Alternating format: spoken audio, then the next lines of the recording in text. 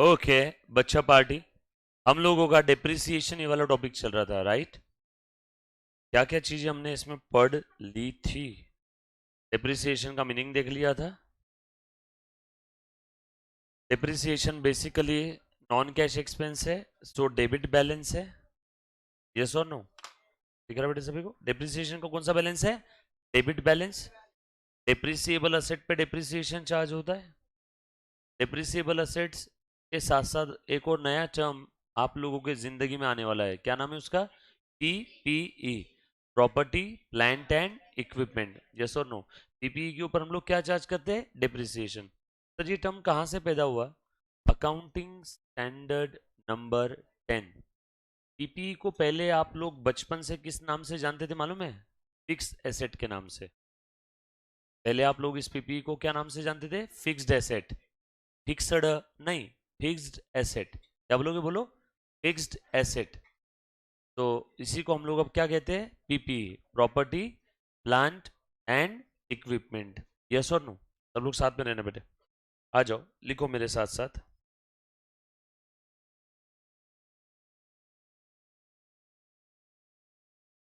ये last lecture में question करवाया था, one of the most important question, Sheela Kejwani. Yes और नो? तो प्लीज आपने इस क्वेश्चन को मिस नहीं करना है ना? घर पे आपने एक बार आराम से शांति में इस क्वेश्चन को फिर से देखना है, ठीक है? तो लिखो मेरे साथ साथ। आप लिखेंगे बच्चे लोग।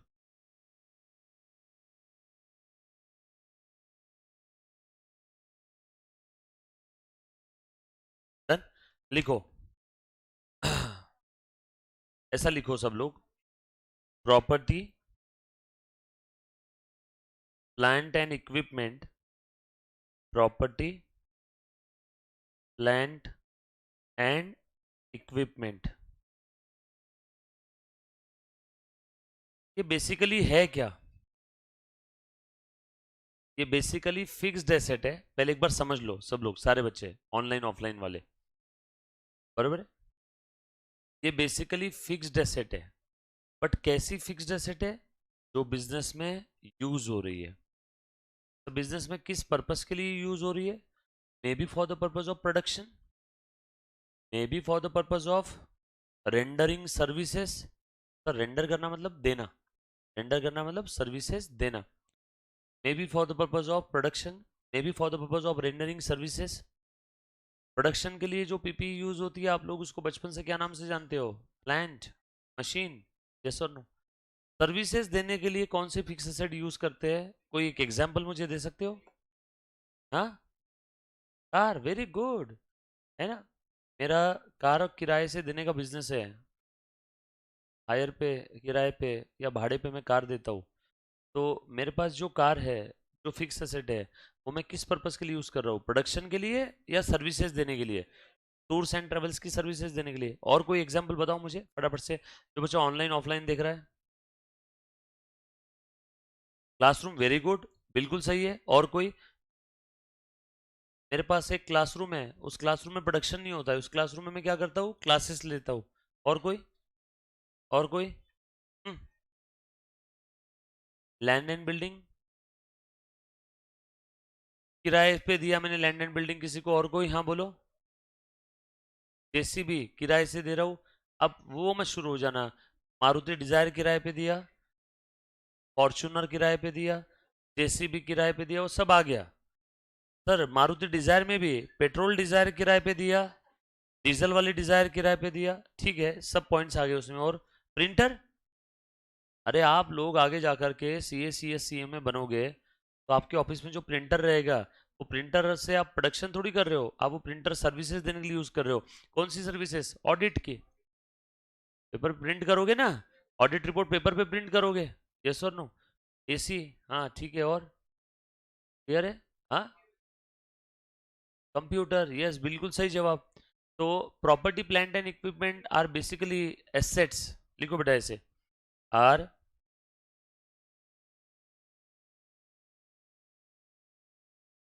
एसेट्स हेल्ड इन। देखो मैं कैसे लिख रहा हूं, are assets held in business for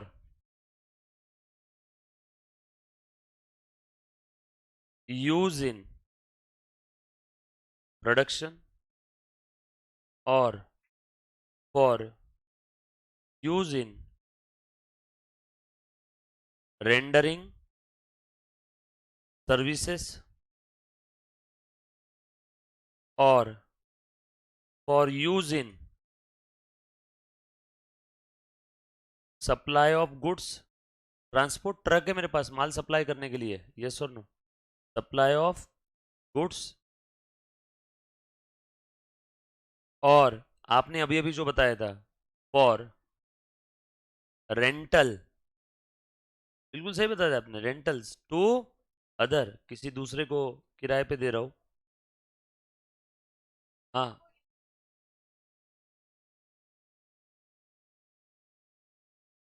yes. बिल्कुल सही है. सर्विसेज में आ गया ना. आए कि नहीं आए. और for last but not the least admin purpose. जैसे एम्प्लॉय कब आया ऑफिस में कब गए उसके लिए पंचिंग मशीन लगाई हुई रहती ना. एडमिन पर्पस के लिए ही तो है वो भी तो एसेट ही है. यस और no. And such assets are expected to use in the business for more than 1 year. खेल खत्म. लिखा बेटा सभी ने. यहां तक किसी बच्चे को कोई डाउट. चलो आगे. प्लीज लिख लो सारे बच्चे ऑनलाइन ऑफलाइन जो भी देख रहे बेटा.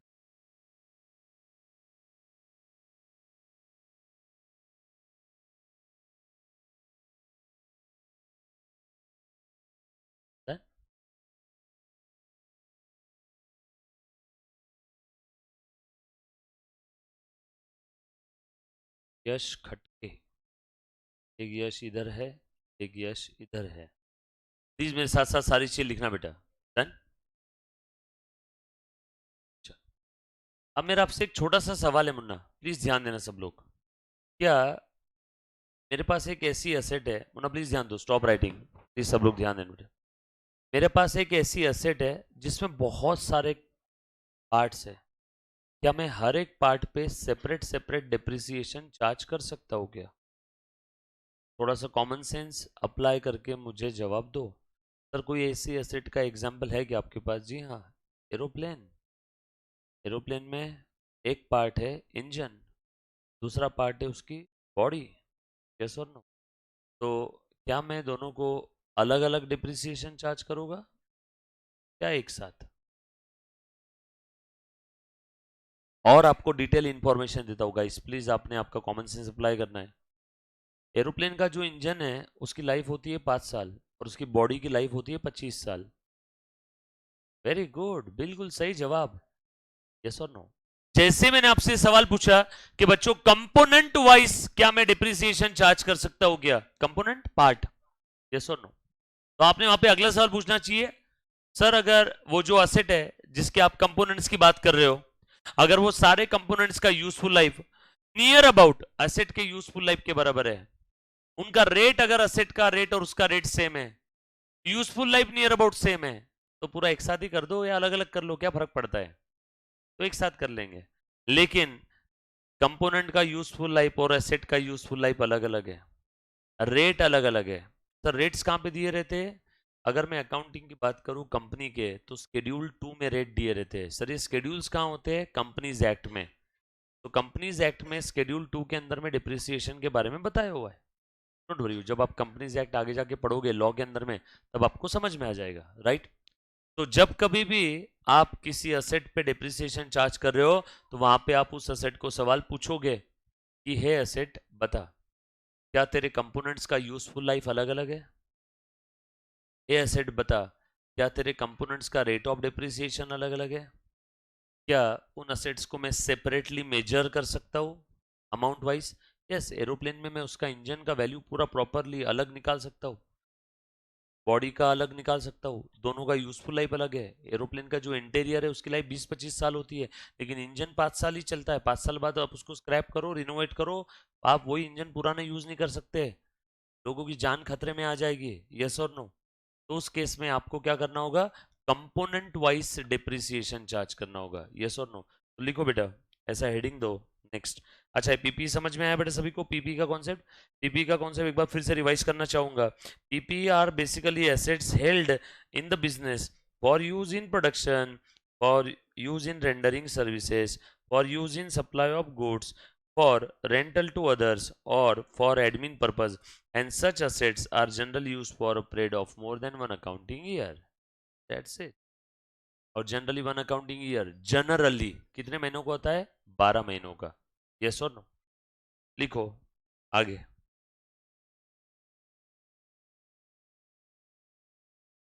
ऐसा लिखो बेटा, component wise depreciation, component wise depreciation. लिखो बेटा।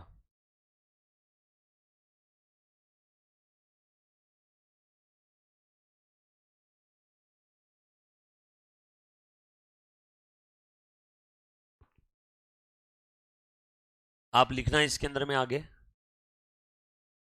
लिखो बेटा, इसके नीचे यहां से लिखना है, कंपोनेंट वाइज के नीचे लिखो, PPE, PPE can be identified, can be identified as a separate component, can be identified as a separate component if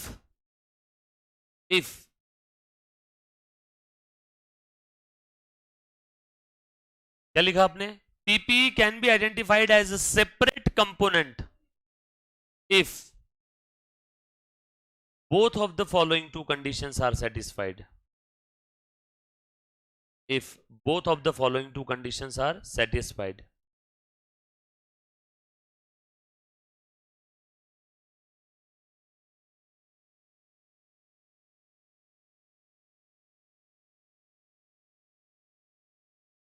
कौन सी दो कंडीशन है?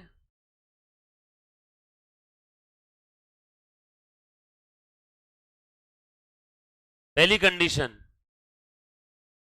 रिलेटेड टू कॉस्ट, और दूसरी कंडीशन है, बीच में एंड है और नहीं है बेटा, दूसरी कंडीशन है रिलेटेड टू यूजफुल लाइफ। लिख लो फटाफट से, ऐसा चार्ट बना लो साइड में।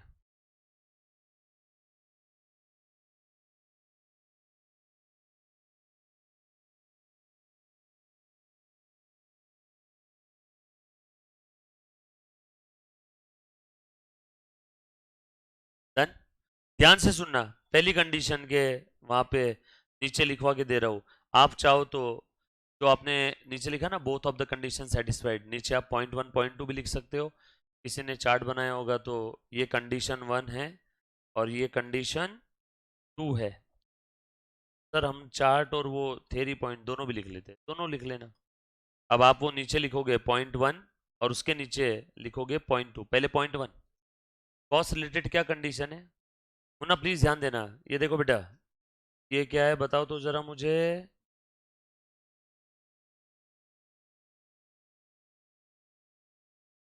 बरोबर है ना?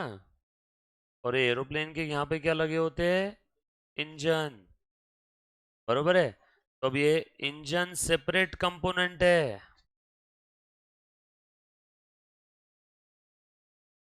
और ये बॉडी सेपरेट कंपोनेंट है। यस और नो? आप भी ऐसे साइड में बना के रख लेना। मोस्ट फेमस केस स्टडी है, फेमस एग्जाम्पल है आपको समझाने के लिए। यस और नो? तो एरोप्लेन की बॉडी और एरोप्लेन का इंजन दोनों का डिप्रिसिएशन अलग अलग चार्ज होता है। क्यों? क्योंकि in the case of aeroplane as a PPE ये दोनों कंडीशन फुलफिल हो रही है। कौन सी दोनों कंडीशन? पहला, ये इंजन की कॉस्ट एरोप्लेन के कॉस्ट के कंपैरिजन में सिग्निफिकेंट है, काफी मटेरियल है। ऐसा नहीं चलेगा। पूरी एसेट 10 करोड़ की है और जो पार्ट को आप सेपरेटली डिप्रिसिएट करना चाहते हो उसकी वैल्यू है 5,000 रुपए। 10 करोड़ में 5,000 क्यों मर रहे हो जबरदस्ती? एक साथ ही कर दो ना। 10 करोड़ में 5,000 सिग्निफिकेंट नहीं है। हाँ, 10 करोड़ में 2 करोड़, 1 करोड़, 4 करोड़, 5 करोड़, 6 करोड़, ये सिग्निफिकेंट है। तो पहली कंडीशन क्या है? कॉस्ट सिग्निफिकेंट होनी चाहिए। और दूसरी कंडीशन, यूजफुल लाइफ आपकी पूरे पीपीई की और उस कंपोनेंट की सेपरेबल होनी चाहिए, अलग अलग होनी चाहिए।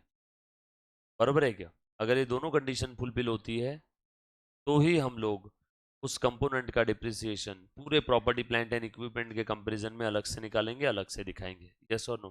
तो लिखो पहली कंडीशन के नीचे, यहां पे लिखें सब लोग। फर्स्ट कंडीशन में यहां पे लिखना शुरू करो बेटा। If the cost of that component, लिखो बेटा, if the cost of that component, फिर से, if the cost of that component is significant as compared to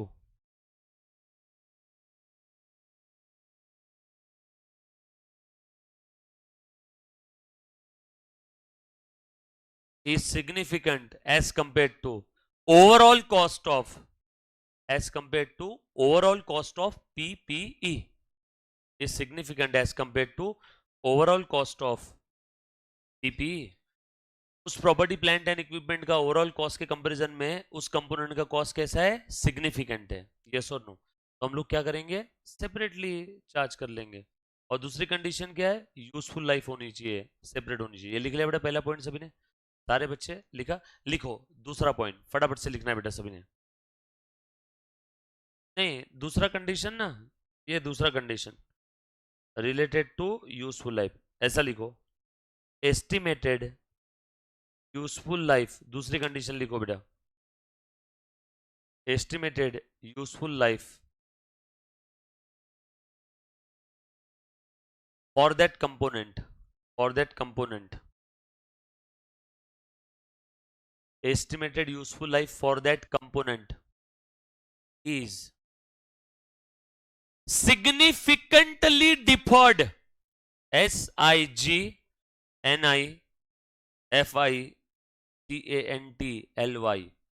significantly deferred। क्या बोला बेटा मैंने? estimated useful life of that component, Munna please ध्यान देना सबने, कोई बात नहीं करे बेटा, is significantly deferred as compared to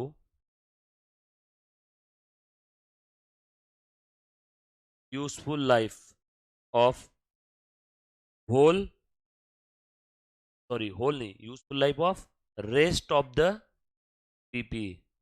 बचा हुआ जो प्रॉपर्टी प्लांट एंड इक्विपमेंट है कंपोनेंट छोड़ के, जैसे एरोप्लेन के केस में इंजन का यूजफुल लाइफ अलग है और रेस्ट ऑफ द पार्ट यानी बॉडी, उसका यूजफुल लाइफ अलग है। क्लियर? अगर ये दोनों कंडीशन फुलफिल होती है तो हम लोग क्या बोलेंगे? यस, आप उस कंपोनेंट के लिए अलग से डिप्रिसिएशन कैलकुलेट करो, अलग से एंट्री पास करो, अलग से चार्ज करो, और बचे हुए पार्ट के लिए अलग से कैलकुलेट करो, अलग से चार्ज करो। Are you getting my point? Simple है ना? पक्की बात? Done.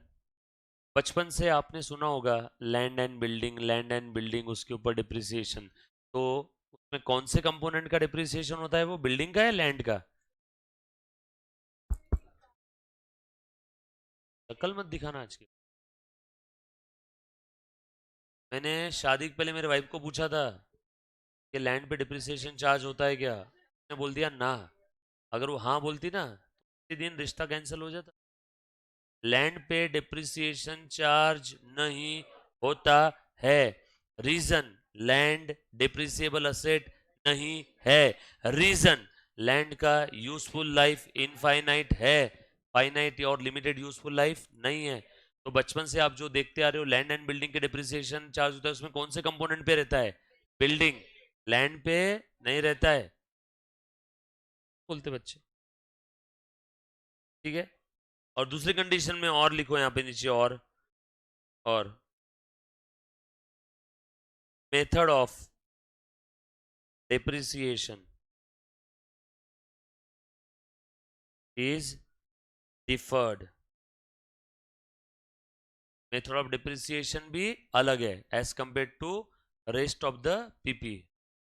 Method of depreciation is deferred as compare to rest of PP. Done. चलेंगे आगे. लिख लिया है. यूजफुल लाइफ अलग है तो मेथड भी तो अलग रहेगी ना. हाँ, straight line, WDV, SYD, sinking fund, annuity.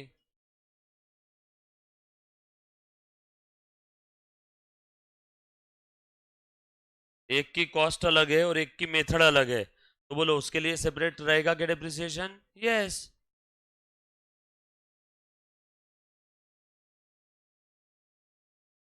ये दोनों में बीच में और है कि एंड है? आया क्या बात समझ में? तो इन दोनों में से कोई एक कंडीशन फुलफिल हो रही है एंड ये भी फुलफिल हो रही है, यस सेपरेट. चलो आगे. और किसी बच्चे को कोई डाउट, समस्या, आपत्ति? डन. लिखो आगे. ये लिख लिया सभी ने? किसी को बाकी है? लिखो ऑब्जेक्टिव्स, उद्देश्य. उद्देश्य आपने सही लिख लेना, मेरे से लिखने गलती हो. Need, reason for providing depreciation. Famous question, बार बार पूछा जाता है. यस और नो. क्यों चार्ज करते हैं डिप्रिसिएशन, क्यों प्रोवाइड करते हैं? हाँ बोल बेटा. मैं था वेरी गुड. तो ऐसे ऐसे हाथ कर रहा था ना, क्या कर रहा था? मुझे लगा आते आते रह गया क्या. हाँ बोलो बोलो फटाफट से. क्यों चार्ज करते हैं बड़ी, कुछ तो समझा होगा. हाँ ओन वर्ड्स में ही पूछ रहा हूँ मैं आपको, कहाँ मेरे वर्ड्स में.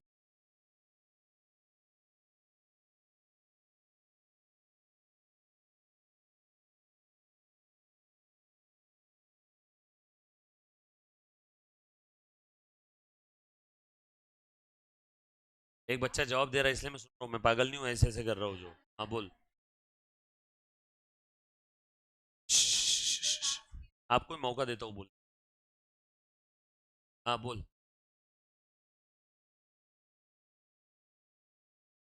यू मीन टू से फॉर रेवेन्यू मैचिंग कौन? हाँ और बताओ. हाँ बोल बेटा. यश के बाजू में जो बच्चा बैठा है. आप तू यश को कुछ बोल रहा था ना, तो मुझे लगा तू आंसर दे रहा है. हाँ बोल. और कोई ट्राई करो. अरे गलत हुआ कोई फांसी से जाए करे. मैं कभी किसी को बोला हूँ क्या उल्टा सीधा यार? दोस्ती यारी में बोलता हूँ जो भी बोलता हूँ. और ये ओमकार का जवाब 10 में से 10 बार गलत होता है, फिर भी कुछ बोलता हूँ कि उसको मैं. हाँ ओमकार ट्राई कर. असफलता ही सफलता की सीढ़ी है बॉस. तू मुझे सवाल बता, मैंने सवाल क्या पूछा?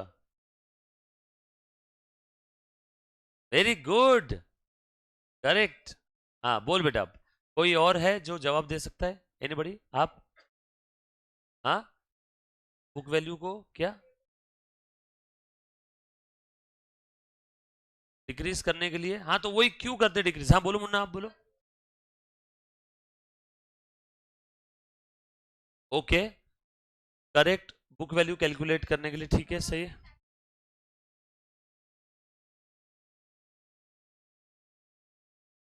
हाँ बोल.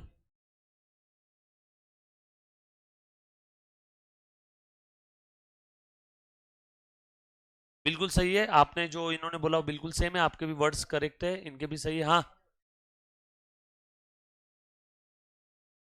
अच्छा. ये पर जवाब लिख नहीं सकते. एक बच्चे ने बड़ा प्यारा जवाब दिया है कि सर डिप्रिसिएशन ये खर्चा है. खर्चा है मतलब प्रॉफिट कम, प्रॉफिट कम मतलब टैक्स कम. तो गवर्नमेंट के टैक्स रिड्यूस करने के लिए हम लोग डिप्रिसिएशन चार्ज करते हैं. ठीक है. ये हम लोग ऐसा करते हैं, इससे टैक्स कम होता है. बट ये ही कारण नहीं है. मतलब तुम समझ रहे हो क्या? इस कारण की वजह से डिप्रिसिएशन चार्ज नहीं कर रहे. बट आपका कहना बिल्कुल सही है. आप प्रैक्टिस कर सकते हो आगे जाके अच्छी. हाँ और बताओ. ट्राई करो. हाँ बोल. जैसा आता है. डिप्रिसिएशन क्यों चार्ज कर रहे हैं? कोई हॉबी है क्या मेरी? डिप्रिसिएशन चार्ज करना है, चलो यार आज डिप्रिसिएशन चार्ज कर लेते हैं, कुछ तो वजह होगी ना। हाँ बोल बेटा। वेरी गुड, ठीक है, और कोई? अच्छा मुझे एक बात बताओ, जैसे आप लोगों ने कार किराए से लिया, ये कार है, ये आप लोगों ने किराए से लिया, ठीक है? ए मुन्ना ध्यान देना, इस कार के अंदर में 1 लीटर अगर आप पेट्रोल डालोगे तो ये कार चलेगी 10 किलोमीटर, यानी आपका पर किलोमीटर कितना हो गया, ₹10। 100 रुपए लीटर का पेट्रोल है, बरोबर है क्या? 100 रुपए लीटर का पेट्रोल है, 1 लीटर में 10 किलोमीटर चल रही है, यानी ₹10 पर किलोमीटर हो गया क्या कॉस्ट? यस और नो? आपका कॉस्ट कितना हो गया, ₹10 पर किलोमीटर। मेरा कार किराए से देने का बिजनेस है। आप आए मेरे पास, बोले सर कार किराए से चाहिए, हाँ ठीक है ना, है सर वो वाली कार देना जिसका 1 लीटर में 10 का माइलेज है, और हमने उसकी कॉस्ट निकाल के लेके आई है, कैलकुलेटर पे दिखा दिया, सर 10 रुपए पर किलोमीटर कॉस्ट है, लाओ दो कार किराए से। रुक, ये कार 14 रुपए पर किलोमीटर के हिसाब से दूंगा किराए से। आपने बोला सर ऐसे कैसे? मतलब भाई मैं पागल हूँ, तूने सिर्फ पेट्रोल का कॉस्ट निकाला वहां पे, 10 रुपए पर किलोमीटर, वो कार तू चला रहा है, वो घिस रही है कार, उसकी घिसाई कौन देगा? आई मीन उसका डिप्रिसिएशन कौन देगा? वो भी तो मेरी कॉस्ट है, मेरा खर्चा है, क्या मैं वो जेब से भरू क्या? कार मैंने खरीदी तो हर साल डिप्रिसिएशन हो रहा है ना कार का। तो जब कार 1 किलोमीटर चलती है ना मुन्ना, तो 1 रुपए की कार घिसती है, तो पर किलोमीटर कॉस्ट सिर्फ ये नहीं है, ये भी है डिप्रिसिएशन, फ्यूएल, टोटल कॉस्ट कितनी हो गई, 11 रुपए। सर ऊपर के 3 दवाई थोड़ी है तू मेरा, प्रॉफिट नहीं रहेगा मेरा, तुझे 14 रुपए पर किलोमीटर के हिसाब से कार दूंगा। तो ये जो आपने निकाली ये क्या है बेटा, टोटल कॉस्ट। तो जब भी आप टोटल कॉस्ट कैलकुलेट करते हो रेंडरिंग सर्विसेज की या प्रोडक्शन ऑफ गुड्स की, तो जब तक मैं डिप्रिसिएशन ऐड नहीं करूंगा तब तक आपको टोटल कॉस्ट मिलेगी क्या? यस और नो? मैंने ये रिमोट परचेस किया, इस रिमोट की मैन्युफैक्चरिंग कॉस्ट में कहीं ना कहीं डिप्रिसिएशन भी घुसा पड़ा है कि नहीं? जब तक डिप्रिसिएशन ऐड नहीं होगा तब तक आपको करेक्ट कॉस्ट ऑफ प्रोडक्शन पता चलेगा क्या? तो किसी भी चीज की करेक्ट कॉस्ट ऑफ प्रोडक्शन और correct cost of rendering services निकालने के लिए you have to add depreciation. ये भी तो एक इंपॉर्टेंट खर्चा है। आपसे जो फीस लिया उसके अंदर में इस कंप्यूटर का भी डिप्रिसिएशन एडेड है, इस प्रोजेक्टर का डिप्रिसिएशन भी एडेड है, इस क्लासरूम का रेंट भी एडेड है, ये फर्नीचर का डिप्रिसिएशन एडेड है। क्या ये हम लोग जेब से भरे क्या? इसलिए मॉल में चीजें महंगी मिलती है, मॉल में डिप्रिसिएबल असेट्स कितनी सारी है। बाकी ओवरहेड इनडायरेक्ट खर्चे कितने हैं, lighting, show shop, parking, employ, staff, सबके कपड़े इस्त्री वाले कड़क। यस और नो? जो सेल्स गर्ल है उनकी लिपस्टिक का, लाली पाउडर का खर्चा कहां से निकलेगा? तब यहीं से इनडायरेक्ट एक्सपेंसेस बहुत है, और one of the indirect expense is depreciation. तो जब तक आप डिप्रिसिएशन नाम का खर्चा आपके प्रोडक्शन में या रेंडरिंग सर्विसेज में या सप्लाई ऑफ गुड्स में ऐड नहीं करोगे तब तक आपको करेक्ट कॉस्ट पता चलेगी क्या? और जब तक करेक्ट कॉस्ट पता नहीं चलेगी तब तक करेक्ट इनकम या करेक्ट प्रॉफिट पता चलेगा क्या? नो। दूसरी वजह, find out the correct income to find out the correct cost, yes और नो? और तीसरी वजह बताओ, डोंट वरी सब लिखवा के देता हूं मैं आपको। एक और वजह, ये मैंने कार खरीदा, इसकी यूजफुल लाइफ 4 साल है, कार थी 8 लाख रुपए की, स्क्रैप वैल्यू जीरो है समझ लो उसकी, डीजल कार है, 4 साल बाद डीजल कार की वैल्यू नहीं रहेगी, स्क्रैप वैल्यू जीरो। बोलो 1 साल खत्म हो गया, बोलो डिप्रिसिएशन कितना, 2 लाख, और 1 साल खत्म हो गया, डिप्रिसिएशन 2 लाख, और 1 साल खत्म हो गया, और 1 साल खत्म हो गया, 2 लाख। अब मुझे एक बात बताओ, ये जो डिप्रिसिएशन है, सुना ध्यान से सुनना, ये मेरा प्रॉफिट एंड लॉस अकाउंट है, ये मुझे ग्रॉस प्रॉफिट हुआ, वाह 10 लाख रुपए, इसमें बाकी इनडायरेक्ट खर्चे थे, सैलरी थी 6 लाख रुपए की, यस और नो? प्लीज ध्यान देना, सैलरी कितनी थी, 6 लाख रुपए की। बोलो अभी तक मैंने डिप्रिसिएशन लिया नहीं, बोलो मेरा नेट प्रॉफिट कितना आया, 4 लाख। बोलो मेरे कैश बॉक्स में कितना है अभी भी, गल्ले में कैश में, कैश बॉक्स में अभी भी कितना है, 4 लाख। मैच, कोई टेंशन ही नहीं, जितना नेट प्रॉफिट है उतना मेरे कैश में भी पड़ा है। लेकिन क्या ये नेट प्रॉफिट सही है क्या? गलत नेट प्रॉफिट है। जब तक आप डिप्रिसिएशन नाम का खर्चा नहीं लेते। बोलो कितना है फिर यहाँ पे? 2 लाख। लेकिन मेरे कैश बॉक्स में अब कितने रहेंगे डिप्रिसिएशन के बाद? कैश बॉक्स में कितने रहेंगे डिप्रिसिएशन माइनस करने के बाद? मारता पकड़ के एक एक को। डिप्रिसिएशन की वजह से कभी कैश कम होती है क्या? तो डिप्रिसिएशन की इतनी औकात नहीं है कि वो कैश को कम कर सके। हाँ, डिप्रिसिएशन आपके प्रॉफिट को कम कर देगा। क्यों? खर्चा है ना, खर्चे का तो नेचर ही होता है प्रॉफिट को कम करना। तो डिप्रिसिएशन ने प्रॉफिट को तो कम कर दिया, लेकिन वो कैश को कम नहीं कर पाया।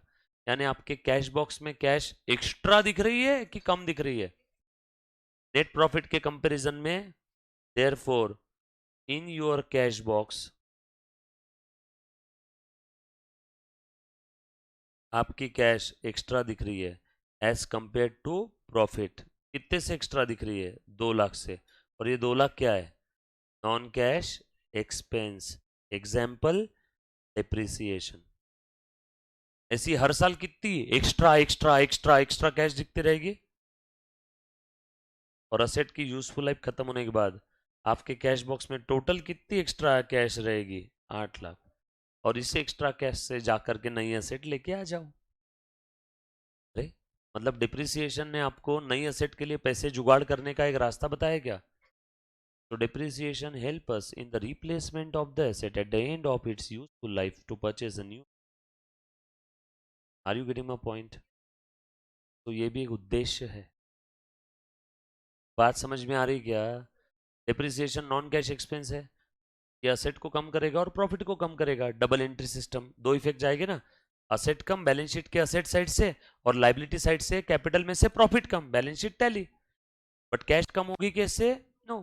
तो हर साल आपके कैश बॉक्स में, आपके गल्ले में, कैश बॉक्स गल्ला तिजोरी समझती है ना, उसमें कितनी कैश एक्स्ट्रा दिखेगी प्रॉफिट के कंपैरिजन में? डिप्रिसिएशन की उतनी कैश एक्स्ट्रा दिखेगी। तो वो एक्स्ट्रा कैश आपको मदद करेंगी असेट के यूजफुल लाइफ के एंडिंग में नई असेट खरीदने में, क्योंकि अचानक से उस दिन तरह पैसा कहाँ से लाओगे? इसीलिए हर साल थोड़ा थोड़ा आपके पास तीन का कैश एक्स्ट्रा दिख रहा है। यस और नो? बात समझ में आ रही है क्या? यस और? बच्चे लर्न करते हैं, मॉड्यूल में बस इतना ही दिया हुआ है, for the replacement of the asset. But कैसे होता है, लॉजिक क्या है, ये लॉजिक है उसके पीछे। क्लियर? पक्की बात? तो कुछ वजह समझ में है आपको कि हम लोग डिप्रिसिएशन क्यों चार्ज करते हैं?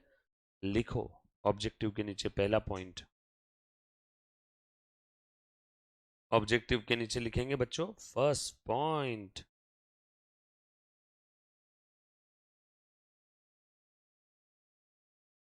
लिखो,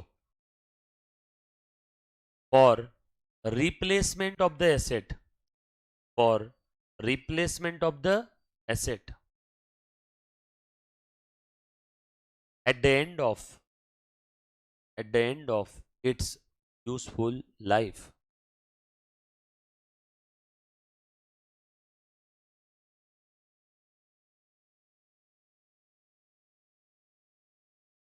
ठीक है बेटा सभी ने?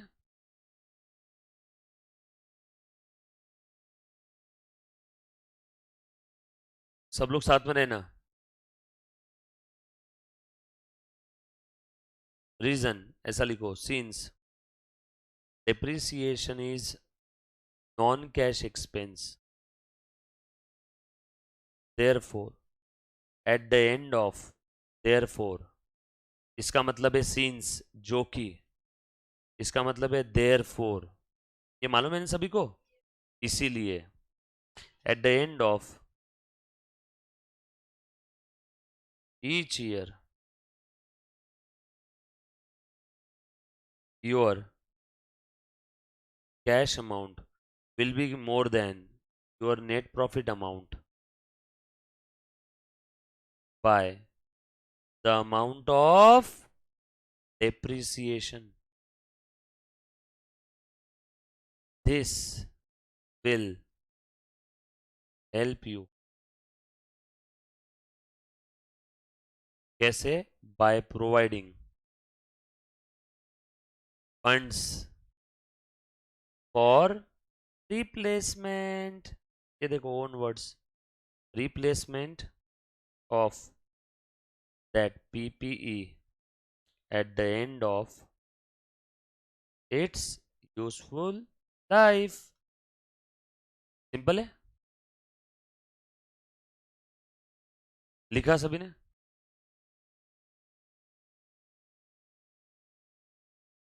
नीचे लिखो अच्छे से, बिल्कुल ऐसे ही लिखना, देयरफॉर सीन्स ऐसा नीचे हेड बना करके। हाँ बिल्कुल चलेगा, ज्यादा नंबर मिलेंगे, जल्दी मिलेंगे, अच्छे मिलेंगे, सामने वाला खुश होगा, स्माइल देके नंबर देगा। अरे बाबा आपको उस पेपर चेकर को समझाना है, भाई मेरे पास नॉलेज है, मैं लिख रहा हूँ पूरा। यस और नो? शॉर्टकट लैंग्वेज, व्हाट्सएप की लैंग्वेज में नहीं लिखना, डिटेल लिखना पूरा अच्छे से। ठीक है, ये हो गया पहला उद्देश्य। 6 से 8 नंबर के लिए क्वेश्चन आता है ये, 4 पॉइंट है बट मिलते कितने हैं? 6 से 8 नंबर। डन। मैं डिटेल में बता रहा हूँ, आप इससे कम भी लिख सकते हो, आप 3 सेंटेंस में भी खत्म कर सकते हो, है ना? 3 सेंटेंस में किसी को सर क्या लिखेंगे 3 sentence? depreciation help us, or depreciation, due to depreciation in our cash box there will be extra funds as compared to net profit, which will be utilized for the purpose of replacement of the fixed asset at the end of its useful life। Yes भी इतना भी लिख दिया आपने, due to depreciation bracket में लिखना non cash expense eight the end of useful life of assets. क्या बोलते हैं हम लोग यहाँ पे, फंड्स लिखो या फिर अमाउंट्स लिखो, ऐसा लिख लो, there will be extra funds in our cash box for the purpose of replacement of the asset. But reason क्या हमने स्टार्टिंग में लिख दिया, ड्यू टू डिप्रिसिएशन। या फिर आपने यहाँ पे ये ऊपर के 3 सेंटेंस भी लिख लिए सिर्फ, तो भी मोर देन सफिशियंट है। यस और नो? समझ में आया ना पर सभी को क्या चीज़ है? पक्का? आगे बढ़ूँ मैं? उसके बाद लिखो दूसरा एग्जाम्पल, फॉर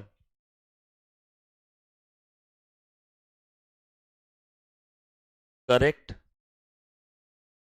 इनकम मेजरमेंट,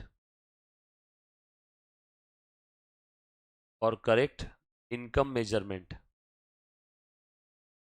जब तक आप डिप्रिसिएशन चार्ज नहीं करोगे तब तक आप लोगों को करेक्ट कॉस्ट नहीं पता चलेगा, जब तक करेक्ट कॉस्ट नहीं पता चलेगा तब तक करेक्ट प्रॉफिट यानी करेक्ट इनकम पता नहीं चलेगा।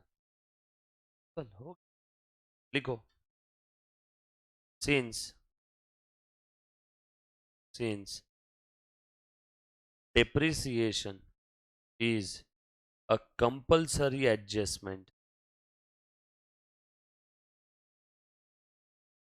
देखो फटाफट से, since depreciation is a compulsory adjustment,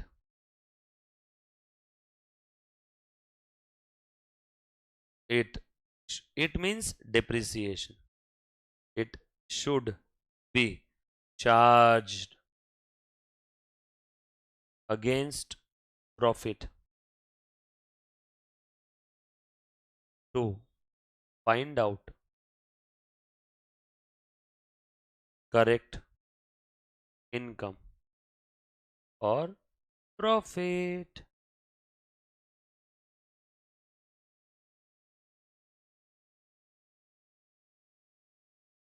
उसके बाद लिखो to find out correct cost, correct बोलो और ट्रू बोलो, ट्रू कॉस्ट ऑफ प्रोडक्शन। मैंने अभी रिमोट वाला एग्जांपल दिया था ना, या कार वाला एग्जांपल दिया था, जब तक आपको करेक्ट कॉस्ट पता नहीं चलेगी तब तक आप करेक्ट प्रॉफिट नहीं निकाल पाओगे। और करेक्ट कॉस्ट कैसे पता चलेगी? जब आप सारे खर्चे एक्यूमुलेट करोगे एक जगह पे तो ही करेक्ट कॉस्ट पता चलेगी ना। और उन सारे खर्चों में वन ऑफ द खर्चा इज डेप्रिसिएशन। यस और नो? तो लिखो टू फाइंड आउट करेक्ट और ट्रू कॉस्ट ऑफ प्रोडक्शन। लिखो बेटा, ऐसा लिखना है सभी ने, find out, to find out, लिखो फटाफट से, to find out true cost of production it is necessary to find out true cost of production it is necessary to account for ACCOUNT account space FOR. It is necessary to account for depreciation. It is necessary to account for depreciation as as an as an item of cost. As an item of cost. Depreciation one of the cost है. जब तक आप इसको account for नहीं करोगे तब तक आपकी करेक्ट कॉस्ट नहीं आएगी. के बाद एक और पॉइंट लिख लो.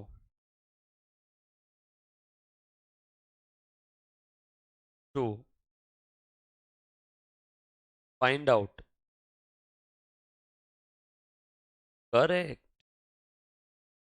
Financial position. सर ये कैसे? बोलो बेटा. अरे बाबा जब तक आप डिप्रिसिएशन चार्ज नहीं करोगे. हाँ बोल बेटा.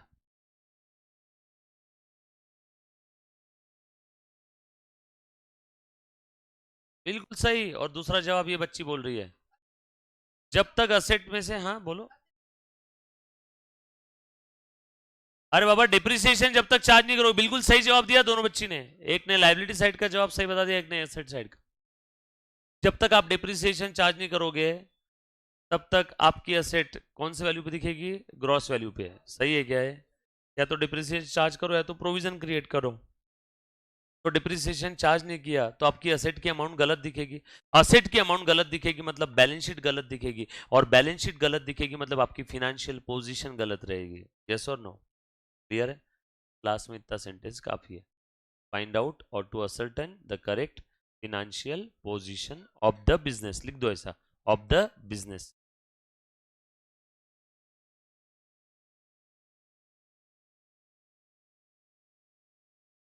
सर फिर भी कुछ तो सेंटेंस लिखवा के दे दो.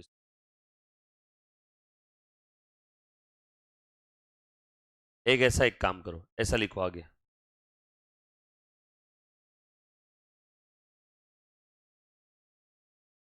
If depreciation is not charged, देखो फटाफट से, then property plant and equipment from the balance sheet. कहाँ के property and plant and equipment? From the balance sheet. Will not show their true value. कि ट्रू वैल्यू पता चलेगी कि आपको? नो. वो हरदम किस पे दिखेंगे? ये कॉस्ट पे दिखेंगे. वो तो गलत है. या तो असेट में से कम करो या तो अपोजिट में लिखो प्रोविजन फॉर डिप्रिसिएशन. लिखना तो जरूरी है. लिख लिया सभी ने? पक्की बात. डन. बढ़े हम लोग आगे. बात. हाँ कौन कौन सी मेथड होगी ये बता दो अब सब लोग अब तक. Straight line method, written down value method, sum of years digit method. 3 method हमने देखा. अच्छा हमने जितनी भी मेथड देखी है आज तक डिप्रिसिएशन की, सभी में कुछ कंपोनेंट, कुछ फैक्टर्स, कुछ बातें आपको कॉमन लगी होगी. जैसे कि cost, useful life, estimated scrap value. Rate हर जगह पे नहीं होता है, ये देखने मिला ही ना आपको. तो these are the 3 factors on which amount of depreciation depends. Cost, useful life, estimated scrap value. लिख लो ऐसा. लिखो लिखो.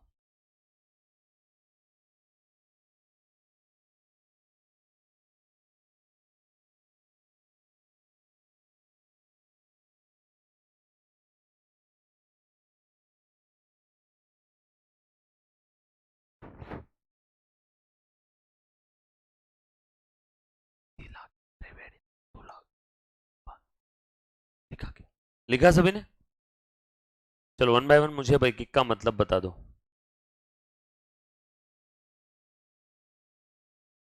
ओके, एक बच्चे ने बताया कॉस्ट मतलब जिस अमाउंट पे हम लोग असेट खरीदेंगे। और कोई कुछ अलग कहना चाहता है? हाँ बोलो।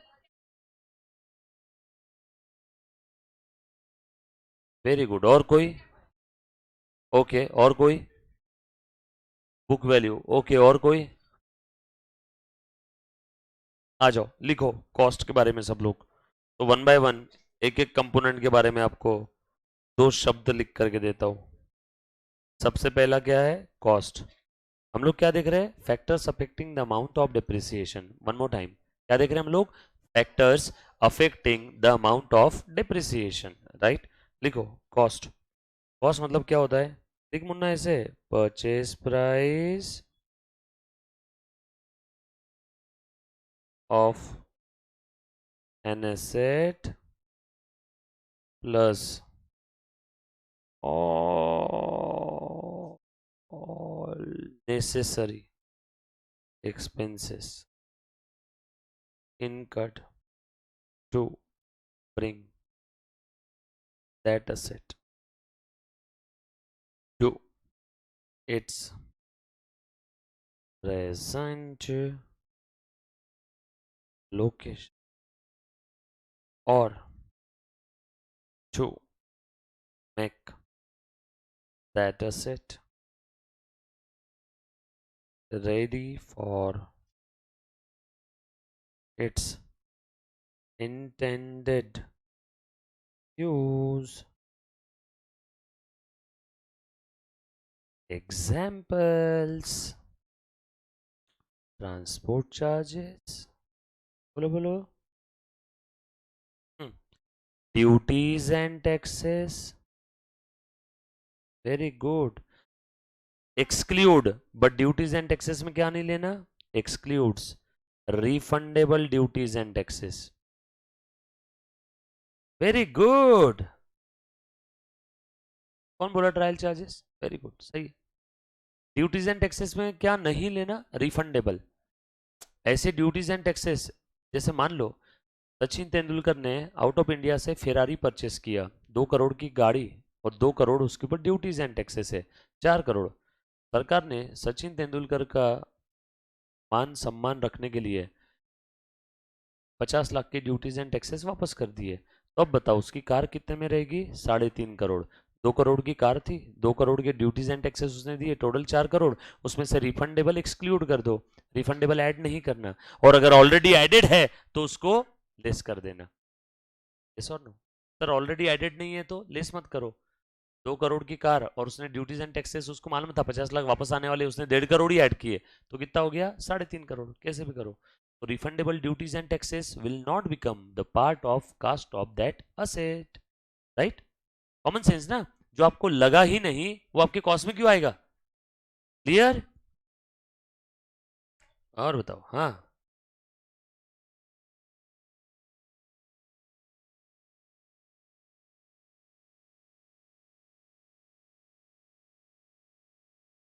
हाँ।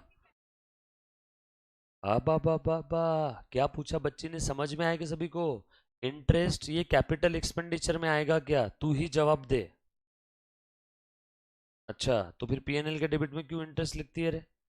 फिर तो मेरे पास जो एक कार है जिसके ऊपर मैंने लोन लिया, 10 साल में लोन रिपे करूंगा, 10 लाख की कार कितने में पड़ रही मेरे को? 22 लाख में। तो कार में 22 लाख में दिखाओ मेरे गाड़ी बैलेंस शीट में? क्योंकि 10 की कार 22 लाख में कैसे हुई? इंटरेस्ट लग लग के लग लग के लग लग के, तो 22 लाख में दिखाओ। तुम भूल गए कैपिटल एक्सपेंडिचर का मीनिंग, भूल गए। ये डाउट ही नहीं आना चाहिए था। असेट खरीदने से लेके रेडी फॉर यूज करने तक के ही खर्चे असेट की कॉस्ट में ऐड आएंगे, और रेडी फॉर यूज के बाद का इंटरेस्ट वो आएगा क्या कॉस्ट में? उस इंटरेस्ट की वजह से असेट की कैपेसिटी, कैपेबिलिटी, एफिशिएंसी, परफॉर्मेंस कुछ बढ़ रहा है? Are you getting my point? Yes और नो? इसलिए मैंने रूल इतने सटीक बना करके दिए आपको, उससे कोई भी चीज छूट ही नहीं सकती। बस आपने you have to just do one thing, stick to the rules. Clear? और कोई मेरा प्यार बच्चा, किसी बच्चे को कोई डाउट इसमें? Trial run expense net of sale of product produced out of trial run, याद आया क्या कुछ?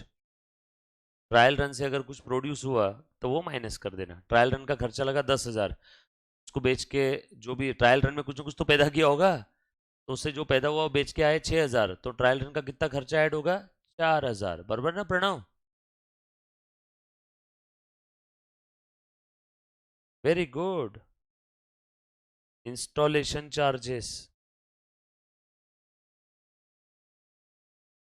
हाँ, इंस्टॉलेशन चार्जेस आप वेजेस के फॉर्म में दे सकते हो, फीस के फॉर्म में दे सकते हो।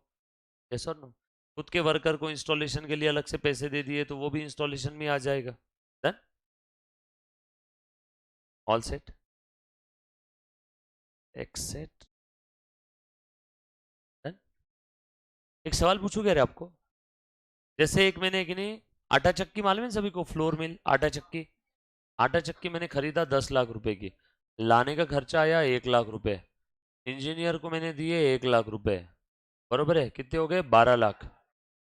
और वो आटा चक्की जमीन में फिट करने के लिए वहां पे सीमेंट का बेस बनाया। आटा चक्की लाते से चालू थोड़ी करेंगे, वरना इधर उधर भागेगी ना, वाइब्रेट होगी तो। जमीन में फिट करना पड़ेगा कि नहीं उसको? तो फिट करने के लिए सीमेंट का नीचे प्लेटफॉर्म बनाया, ढांचा, प्लेटफॉर्म सीमेंट के ढांचे के ऊपर रहती है ना वो, तो प्लेटफॉर्म बनाने के लिए खर्चा है 10,000 रुपए। क्या वो आटा चक्की की कॉस्ट में ऐड करूँ क्या?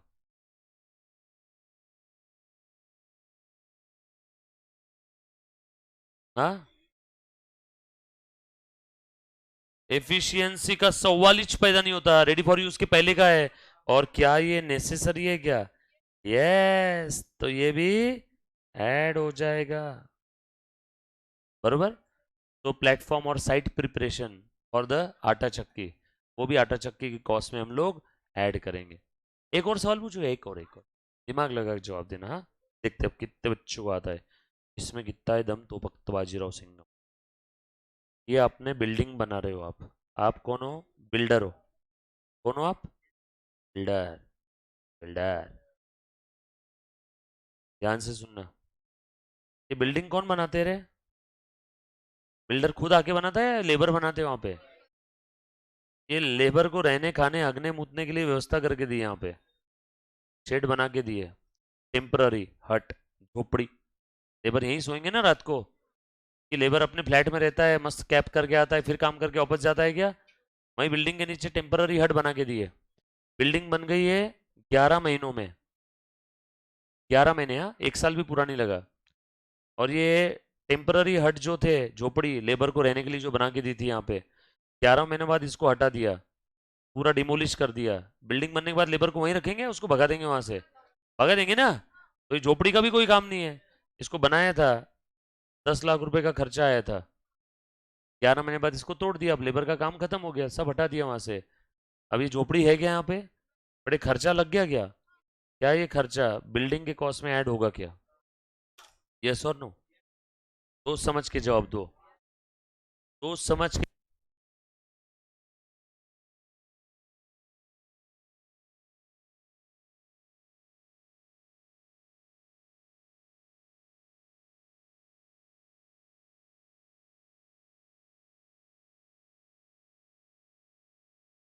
बोलो बेटा, ऐड होगा कि नहीं होगा? पक्का? किसका कहना है होगा? किसका कहना है नहीं होगा? हमारा कुछ नहीं कहना है, नहीं होगा। हाथ खड़े करो ना, किसका कहना है नहीं होगा?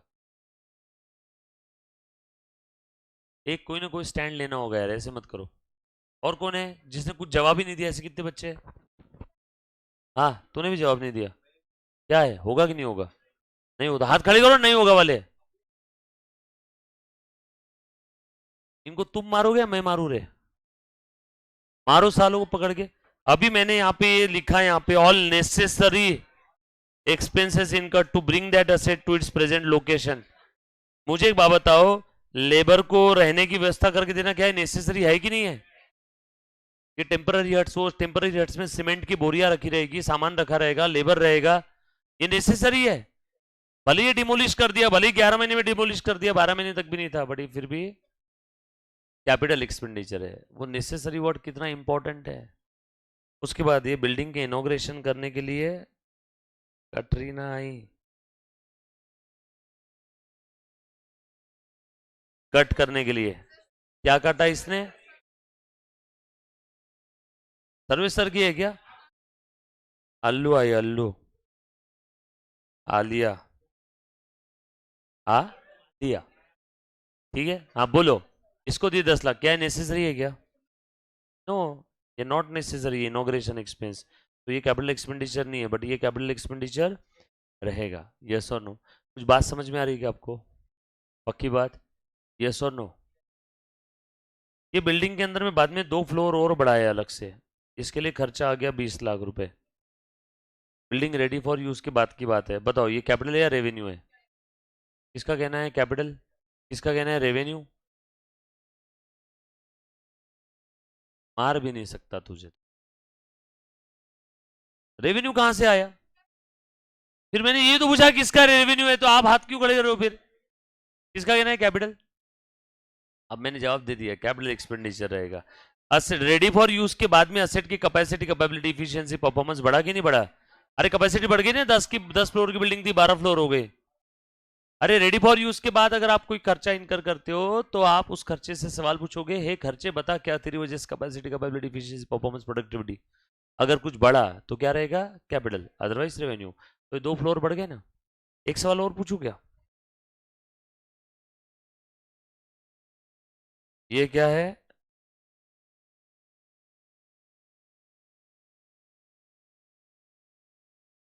बरोबर है, सीने हॉल।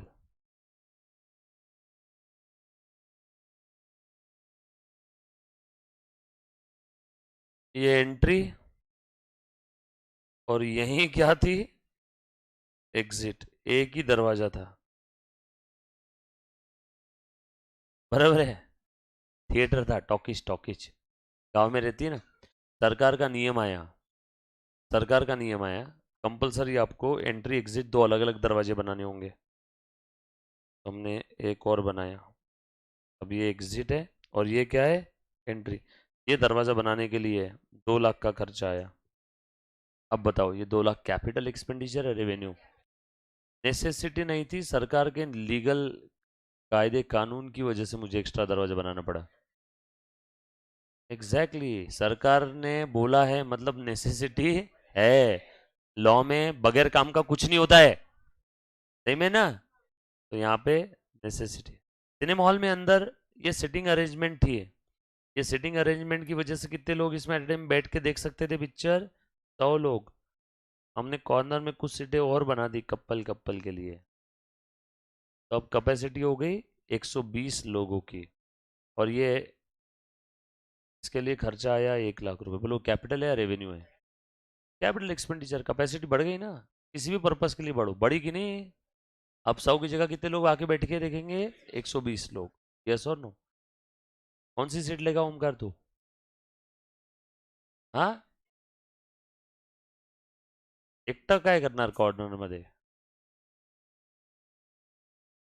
आणि तो असेल तुझ्यासोबत तर तुझ्या बाजूला जो बसलेला आहे, प्रथमेश, प्रथमेश ना, प्रथमेश असणार तर कॉर्नर मधून घेणार नाही तर खिडकी मधून धक्का मारून देणार सर.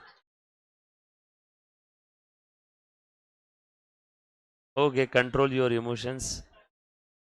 हाँ, बोलना. हाँ,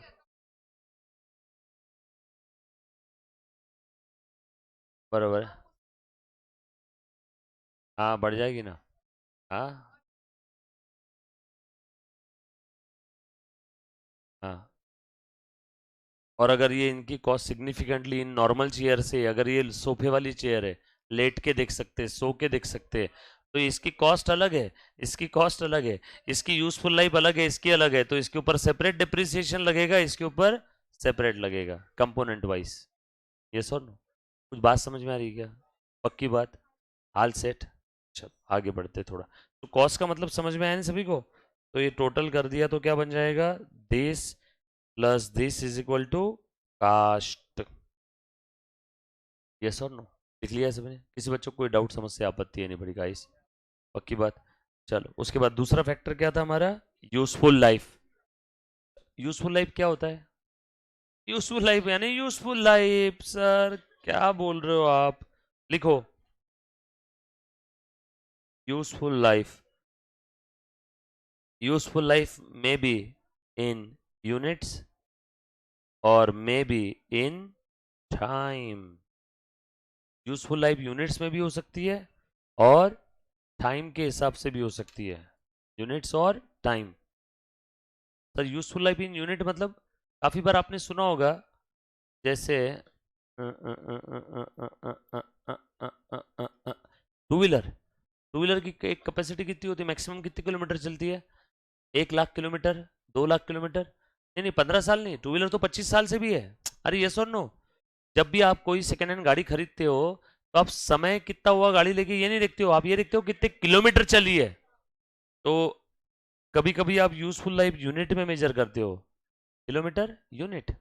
या फिर कोई ऐसी प्लांट एंड मशीनरी होती है जहां पे ऐसा लिखा है, प्लांट एंड मशीनरी खरीदते समय सप्लायर ने आपको बताया कि ये प्लांट एंड मशीनरी इसके जीवन काल में, इसके यूजफुल लाइफ में, इसके ड्यूरेशन में ये 10 करोड़ यूनिट ही प्रोड्यूस कर सकती है। कितने करोड़? 10 करोड़ यूनिट। चाहे तो आप 1 साल में प्रोड्यूस कर लो, चाहे 10 साल में, चाहे 50 साल में, समय की कोई सीमा नहीं है। बट जिस दिन 10 करोड़ यूनिट प्रोड्यूस हो गए तब ये प्लांट एंड मशीनरी फेंक देना। तो वहां यूजफुल लाइफ इन टाइम है या इन यूनिट है? इन यूनिट्स। और कभी कभी आप यूजफुल लाइफ इन टाइम देखते हो, 5 साल, 10 साल, 50,000 घंटे, 10 लाख घंटे, 1 महीना, 6 महीना। समझ में आ रहेगा? 1 6 महीना नहीं रहेगा वहां पे, क्योंकि फिर उसके ऊपर डिप्रिसिएशन लगेगा ही नहीं। यूजफुल लाइफ 1 साल से कम हो गई तो यूजफुल लाइफ इन टाइम भी हो सकता है और इन यूनिट्स भी हो सकता है। बस इतना काफी है आप लोगों के लिए, यूजफुल लाइफ के लिए। क्लियर है? बाकी यूजफुल लाइफ का मतलब क्या है? कितने पीरियड तक आप उस असेट को बिजनेस में, धंधे में यूज कर रहे हो, वो पीरियड क्या रहेगा? Useful life. And useful life you can measure in time और इन यूनिट्स। यस और नो?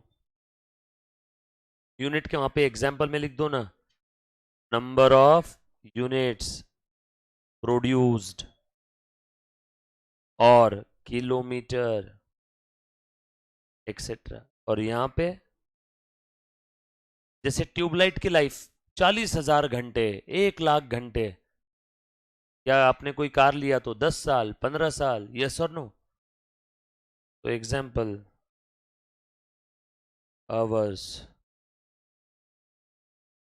Years, months. बट ये मंथ्स, आवर, ईयर ये क्यूमुलेटिवली 1 साल से ऊपर जाना चाहिए, हाँ, तो ही उस असेट पे डिप्रिसिएशन चार्ज होगा, नहीं तो नहीं होगा। यस और नो? चलो आगे। उसके बाद तीसरा फैक्टर, एस्टिमेटेड स्क्रैप वैल्यू। क्या चीज होती है एस्टिमेटेड स्क्रैप वैल्यू, बताओ?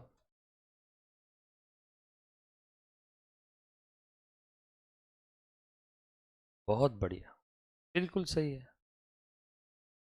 देखो बेटा, estimated scrap value is the amount, लिखो, estimated scrap value is the amount, is the amount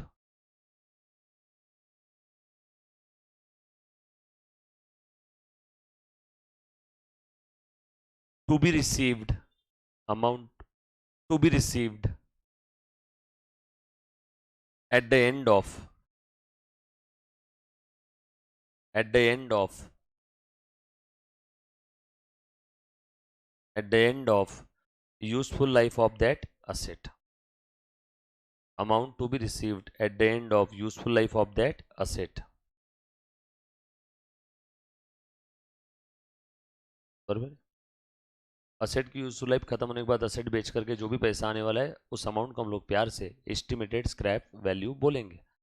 अच्छा, आपको क्वेश्चन में दो दो स्क्रैप वैल्यू दी है, एक एक्चुअल स्क्रैप वैल्यू और एक एस्टिमेटेड स्क्रैप वैल्यू। तो डिप्रिसिएशन निकालने के लिए आप कौन सी स्क्रैप वैल्यू लोगे?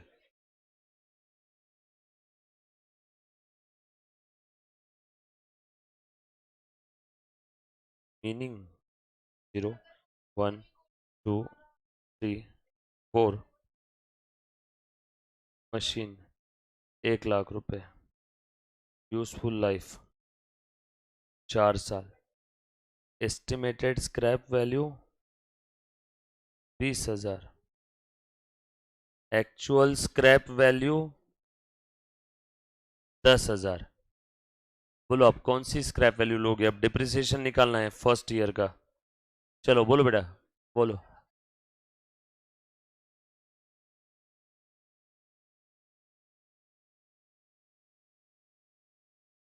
हाँ, ये ना नीचे वाली एक्चुअल है, ऊपर वाली एस्टिमेटेड है। एक्चुअल मतलब एक्चुअल बेच के जो हाथ में आएगा, बेच दिया असेट, एक्चुअली हाथ में आ गया। हाँ उतना ही, उतना आ गया, एक्चुअल मतलब आ गया, एक्चुअली रिसीव्ड। हाँ, कौन सा लेंगे रे? एक्चुअल। चलो, असेट के फर्स्ट ईयर में आप डिप्रिसिएशन निकाल रहे हो। एक्चुअल कब पता चलता है? Eight the end of useful life. और डिप्रिसिएशन कब निकालना है? हर साल। तो फर्स्ट ईयर में भगवान के अलावा एक्चुअल में कितना आएगा किसी को पता है क्या? तो हम लोग कौन सा लेंगे? आप लोग इतना भी नहीं सोचते हो क्या? मैंने फॉर्मूला में लिखवा के दिया हुआ है, cost minus estimated scrap value upon estimated useful life. तो फिर क्यों जबरदस्ती आप एक्चुअल एक्चुअल के पीछे पड़ रहे हो? एक्चुअल कब मिलता है? असेट यूजफुल लाइफ खत्म होने के बाद। तब पता चलेगा आपको एक्चुअल में कितना आने वाला है। बट असेट का डिप्रिसिएशन तब निकालना है या हर साल निकालना है? हर साल निकालना है। तो हम लोग क्या यूज करेंगे? एस्टिमेटेड, एक्चुअल यूज नहीं करेंगे। क्लियर? ये बात समझ में आई? अरे एक्चुअल का पता चलता है यूजफुल लाइफ खत्म होने के बाद, और हमको डिप्रिसिएशन यूजफुल लाइफ खत्म होने के बाद निकालना है या हर साल निकालना है? तो अभी हम लोग, हमारे पास मजबूरी में कौन सी फिगर यूज करने के लिए? एस्टिमेटेड। काफी बार इंस्टीट्यूट कंफ्यूज करने के लिए दो दो स्क्रैप वैल्यू देती है, आप लोग कौन सी यूज करोगे? एस्टिमेट। फॉर्मूला में क्या लिखवा के दिया है? एस्टिमेटेड। राइट? लॉजिक समझ में आया? पगी बात बोल बेटा। हाँ हाँ। अच्छा, तब जानना है इसको आज ही? चल, दे, बता। 4 साल बाद आएगा ना एक्चुअल स्क्रैप वैल्यू? बता बेटा। असेट थी 1 लाख की, हर साल का डिप्रिसिएशन बता रहे बेटा कितना आएगा? बोलना। Per annum. असेट की कॉस्ट थी D1, D2, D3, D4। 20 20 20 20, 80। बोल। Eight the end of useful life, asset का बीवी बुक वैल्यू कितना बचा? 20,000। तो आपकी किताब में, आपकी बुक में जो असेट 20,000 की है, आपने उसे कितने में बेचा? तू ही बता। वो बचा हुआ 10,000 क्या आया? 20 की चीज 10 में बेचा, 10,000 क्या है?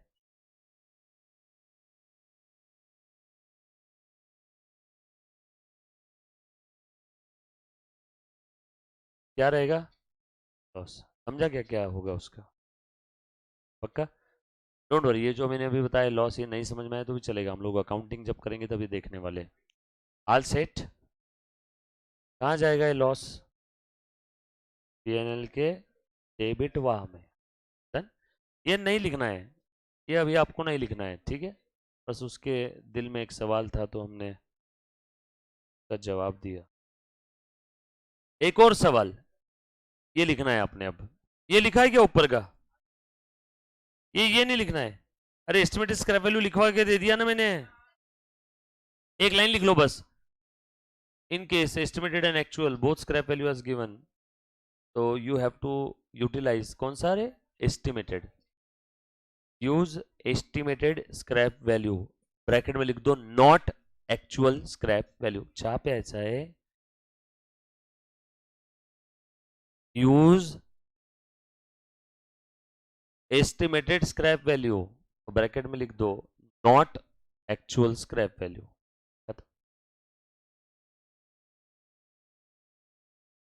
एक लास्ट चीज का जवाब दे दो, तो फिर मैं चाय भी पिलवा देता हूँ।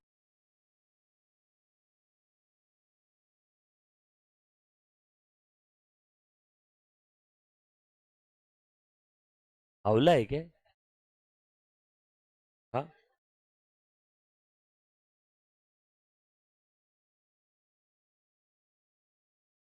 Depreciable amount. मेरे दिल में एक सवाल आ रहा है, डिप्रिसिएबल अमाउंट यानी क्या? कौन बच्चा बोल सकता है?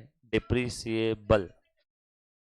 ओके, जो अमाउंट असेट में से कम करेंगे उसको बोलेंगे डिप्रिसिएबल। और कोई?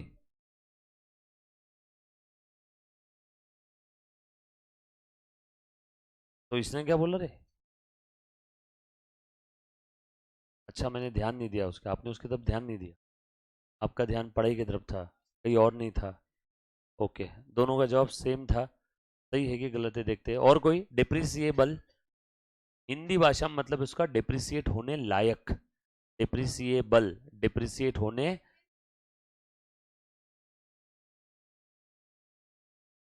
हम बोलो संत श्री वृंदा देवी की जय। आ जाओ, ध्यान दे इधर अच्छे से। ये देखो, एक असेट की कॉस्ट है 1 लाख, असेट का एस्टिमेटेड स्क्रैप वैल्यू है 20,000, असेट की एस्टिमेटेड यूजफुल लाइफ है 4 साल। बोलो असेट के अंदर में डेप्रिसिएशन कितना चार्ज होगा वृंदा? 20, 20, 20, 20। बोलो बचा कितना? ये क्या हो गया? ये डेप्रिसिएट हुआ, मतलब ये डेप्रिसिएबल है। तो शॉर्टकट में, हाँ तो सही था, मैंने कब बोला दोनों का गलत था? सही था दोनों का भी। डिप्रिसिएबल अमाउंट का फॉर्मूला बता दूं क्या direct? Cost minus estimated scrap value. Cost कितनी थी? 1 लाख, एस्टिमेटेड स्क्रैप वैल्यू 20,000, या 80। चेक कर लो, ये चारों की टोटल 80 ही है। Put the value, get the answer। तो डिप्रिसिएबल अमाउंट का फॉर्मूला क्या हो गया? Cost minus estimated scrap value, right. कितना अमाउंट डिप्रिसिएट होने लायक है? 1 लाख की असेट थी, उसमें से 20 तो वापस मिल रहा है ना, तो डिप्रिसिएट होने लायक कितना है? 80। कितना आप यूज करोगे? 80। कितना घिसोगे? 80। कितना नरक में जाएगा? 80। कितना डिप्रिसिएट होगा? 80। यस और नो? तो डिप्रिसिएबल अमाउंट समझ में आया सभी को? डिप्रिसिएबल अमाउंट का formula cost minus estimated scrap value. और और क्या छूटा है हमारा? रुको, सब लोग एक साथ साथ मेरे साथ एक बार रिकॉल करो तो जरा, मुझे चेक करने दो, कोई चीज छूटनी नहीं चाहिए। डिप्रिसिएशन का मीनिंग देख लिया था हमने। डिप्रिसिएशन के दोनों मीनिंग देख लिए थे। Process of allocation of cost of depreciable asset over its useful life and reduction in book value may because of its use, wear and tear, passage of time, innovation and technology. उसके बाद मैंने accounting method देख ली दोनों, charge to asset, make a provision. Depreciable asset की चारों condition लिख ली। Cost का मतलब अपना बुक वैल्यू का मतलब cost minus depreciation. Depreciable amount का मतलब लिख लिया cost minus estimated scrap value. PPE का मतलब लिख लिया, पीपीई कब किसको बोलेंगे वो भी हमने लिख लिया। कंपोनेंट्स ऑफ एसेट और कंपोनेंट्स ऑफ पीपीई के ऊपर डिप्रिसिएशन कब चार्ज करेंगे सेपरेटली लिख लिया। कॉस्ट सिग्निफिकेंट होनी चाहिए एंड यूजफुल लाइफ अलग होनी चाहिए। यूजफुल लाइफ के ऑब्लिक में क्या दिया हुआ है? मेथड। मेथड और यूजफुल लाइफ दोनों में से कोई एक, और कॉस्ट। तो फिर हम लोग क्या करेंगे? कंपोनेंट वाइज डिप्रिसिएशन चार्ज करेंगे। स्ट्रेट लाइन मेथड के फॉर्मूला देख लिया बेटा, क्या क्या फॉर्मूला था? सब लोग एक आवाज में। Straight line method of depreciation, depreciation is equal to cost minus estimated scrap value upon estimated useful life, or if rate is given, cost into rate. If you have to calculate the rate, then rate is equal to amount of depreciation upon cost into 100, kadam WDV, WDV of respective year into rate of depreciation is equal to amount of depreciation under WDV method। हर साल WDV method में amount of depreciation कम कम कम कम कम कम होते जाएगा। एसएलएम में हर साल amount of depreciation constant fix रहेगा। यस और नो? उसके बाद SYD method, useful life remaining including current year upon SYD into another bracket cost minus estimated scrap value, whereas SYD is equal to N bracket N plus 1 upon 2। ये सारी चीज हमने देखी थी और इसके कुछ हमने प्रैक्टिकल क्वेश्चन सॉल्व किए थे। क्या मैं ऐसी उम्मीद कर सकता हूँ आप लोगों से कि अब तक जो बताया वो आप लोगों को समझ में है और आपने आपके नोट्स में सब कुछ लिखा हुआ है? पक्की बात? All set? क्या मैं सही हूँ? Thank you so much. Love you all. Take care. Bye.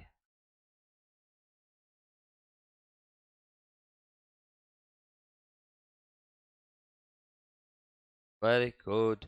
ए बच्चों, कहाँ जा रहे हो सब लोग? चाय नहीं पीना है किसी को?